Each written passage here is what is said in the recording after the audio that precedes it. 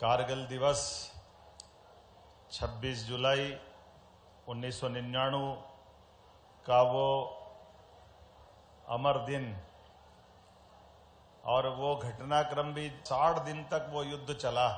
भारतीय सैनिकों का पुरुषार्थ पराक्रम, वो टाइगर हिल, वो उस समय के एक एक दृश्य और दुश्मन कितना चालाक था, कितनी हाइट पे था, कैसी उनने चालाकी की है।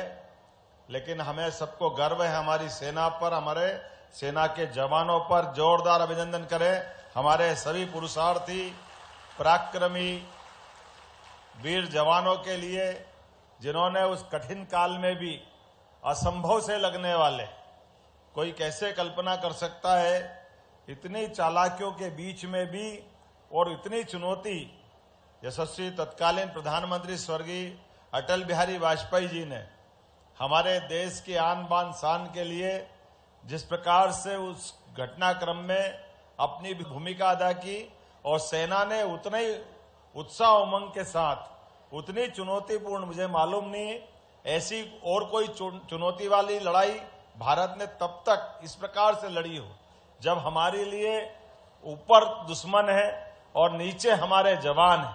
और इसे सब कठिन समय में भी भारत का मान बढ़ाया, सम्मान बढ़ाया। सेना जब कुछ करती है तो थोड़ा हटके ही करती है एक तरह से। ये इनका अपना एक अलग प्रकार का शास्त्र है, अलग प्रकार का आनंद है। असंभव से असंभव काम को भी संभव कैसे करके दिखा दे। मैं आज के इस अवसर पर हमारे बीच में दो पुण्यात्माएं जिनने इस युद्ध के दरमियान अपने प्राणों की आहुतियां दी है, और वो सब असंख्य और भी बाकी सारे इस युद्ध में हताहत होने वाले सभी वीर बलिदानियों को मैं नमन करता हूं, स्मरण कर रहे हैं हम सबको, उनकी शहादत को। हमारा जीवन देश के काम आए, ऐसी मिसाल बने, वो भाग्यशाली लोग होते हैं, पुण्यशाली लोग होते हैं, उनको हम नमन करते हैं कि आज सब प्रकार से दुनिया का सबसे बड़ा लोकतंत्र दुनिया में अगर मस्तक ऊपर करके देख रहा है तो उसमें सबसे बड़ी ताकत हमारे तीनों सेनाओं की है। मैं जोरदार अभिनंदन करता हूं, उन सबको प्रणाम भी करता हूं। कितनी कुशल ट्रेनिंग है, कितने प्रकार के मनोभाव है।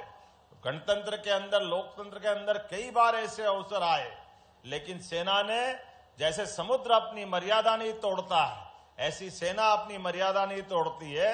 अपने लिमिटेड दायरे में दिए गए ऑर्डर का पालन करने के लिए सेना सदैव सक्षम सिद्ध हुई है।